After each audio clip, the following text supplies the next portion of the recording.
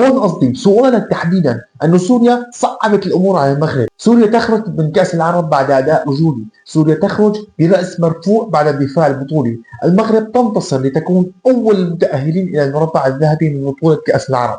قدم اللاعبين كل ما يمكن تقديمه، لعبوا بالروح وبذلوا مجهود كبير وما حدا قصر فيهم، بس الحق يقال أن المغرب منتخب كبير على مستوى العالم، فما بالك عربيا. منتخب المغرب من أكثر المنتخبات ترشحا للظفر باللقب في النهاية، والخروج اليوم امامه مو كارثه او مصيبه، هذا اذا حطينا بالبال انه منتخبنا اليوم عنده تخطيط، عنده دراسه لتحسين وضعه بعد ما كان بالحضيض. سوريا لعبت ووصلنا انه ادائهم رح يكون نقطه تحول بمستقبلهم، وخاصه انه المدرب بدا يزرع فيهم افكار الكره الحديثه، مو بس طجه لعبه، بدا يعرفهم الضغط العالي وفائدته لاستعاده الكره، صرنا نعرف نمرر تمريرات قصيره، صرنا نشوف خروج وبناء لعب من الخلف بطريقه ناجحه، بالاضافه لتواجد لاعبين شباب صغار بالعمر مهاريين يمثلوا المستقبل. فعلا كلام مضبوط، سوريا عندها تشكيله لاعبين مرعبه، مع الانسجام وخبره السنين المنتخب السوري راح يكون رقم صعب. مو حابب اكون عاطفي ابدا اليوم، لانه سوريا بدات مرحله جديده بتاريخها، ومن المعيب نبدا بعد كل فشل بمواساة حالنا على انه باقل الامكانيات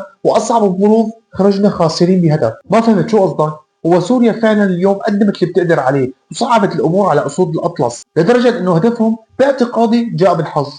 هون قصدي سؤالك تحديدا انه سوريا صعبت الامور على المغرب، ما بدنا بكل مره نكون الطرف الاضعف اللي بنطلع بعد كل مباراه نثني عليهم لانهم لعبوا حلو وخسروا باقل الاضرار. لازم تكون هالبطوله درس للجماهير وللاعبين، لازم ما نرضى نكون خاسرين، لازم نسعى دائما انه نكون من المنتخبات الكبيره. انت عم تتكلم عن كره القدم فيها مكسب وفيها خساره اكيد، وانا مو طالب نكون مثل البرازيل او الارجنتين، كل اللي طالبه معنوياتنا كجمهور يكون فيها ثقه وامل انه نحقق شيء بدون تشاؤم، اما كلاعبين يكون في ثقه بانفسنا وباسلوب لعبنا حتى نقدم احسن ما عندنا. فيها وجهة نظر بصراحة. على كل حال أنا شايف مستقبل كبير للمنتخب، وفخور للأمانة أني شايف بصيص أمل بالأداء وبأسلوب اللعب المتطور عن السابق بمراحل. مبروك إلنا، نحن صح خرجنا بالبطولة بس ربحنا منتخب ينشر لنا الفرح بيناتنا.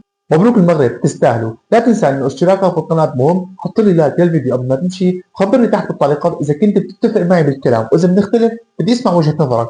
بتمنى تشارك الفيديو لرفقاتك، بكبر فيكم وشكرا. سلام.